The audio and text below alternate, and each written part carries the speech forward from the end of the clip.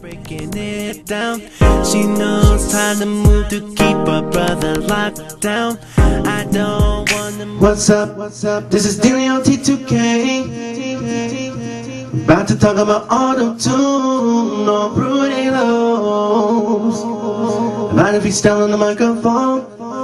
Hey, what's up, everybody? This is DLT2K. Gonna talk about Autotune and all that good stuff. Basically, what we're going to talk about is how to get Autotune, I'm just talking about Fruityloops. Now, the song you heard before this was Hip Roll off of my album, and I did the effect just like how T-Pain did, which is what was really popular. But, you know, I mean, Cher was doing this effect way before T-Pain was, you know, but we weren't with all that. And then T-Pain did it, and everybody's like, oh, that's hot. So what we're going to do is talk about the differences between, we're going to talk about how to get Fruityloops to recognize Autotune. That's first, so that you can use it in Autotune. Second is implementing it into a live thing right there. And then the third thing, we're going to talk about how to tweak it and tune it as far as you playing back a recorded vocal. All right, so let's get into it. I'm going to try to edit the screen as best as I can. All right. Well, for this tutorial, what I'm using is M-Audio Firewire 410, M-Audio Firewire 410, and I'm not using it as a primary sound driver. What you have to do is go to Options, Audio Settings, and then you click on Audio on the left-hand side. You should see Firewire, M-Audio Firewire ASIO. That is the driver that I'm using. I like ASIO drivers because they're fast, they're responsive, and I'm also using Firewire device for audio interface instead of USB because USB just can't keep up. I don't really screw around with USB 2.0, but the Firewire can keep up with me on that, and that's what enables me to get live effects like chorus and stuff like that. Or if I want to do a reverb, I can do a reverb on the fly like that, and now what you'll hear is now a reverb.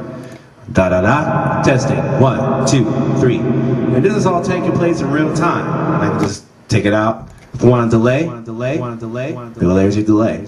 And with the Firewire devices like that, and ASIO drivers and a decent speed computer, you can do all that in real time. All right, let's go into, and I'm just going off the top of my head, so bear with me. All right, so first we want to make sure that we're using Firewire devices. Like I said, Options, Audio Settings. Hold on. Okay, first we're going to go to Options, Audio Settings. All right, I'll put Firewire ASIO. You know what I'm saying? Okay. Now what you need to make sure you have some kind of microphone like this. I don't have a condenser on me right now, so that's why but I know how to tweak it to make it sound good. But anyway, so we got a microphone going into the Firewire Audio 410, and now what we're gonna do is implement Fruityloops and Autotune. Okay. How to get Fruityloops to recognize Autotune. I got a lot of messages about how Fruityloops won't recognize Autotune. Well, here's a simple thing that you have to make sure you take care of. Under Options and File Settings, you click on VST Plugins Extra Search Folder. Okay, the one I like to use is the C drive, Program Files, and VST Plugins. I make sure that's highlighted, and that's where all my VST plugins are at, like the Autotune and stuff like that. When you install Autotune, you want to make sure you install it into the Program Files VST Plugins folder. If you install your plugins under a folder that Fruityloops will not look at, it will not, Autotune will not be there for it to be recognized. It has to be in the set folder that Fruityloops looks in to bring in Autotune and stuff like that. All right, so that breaks it down like that. So the next time when you install Autotune, make sure you install it into like Program Files VST Plugins.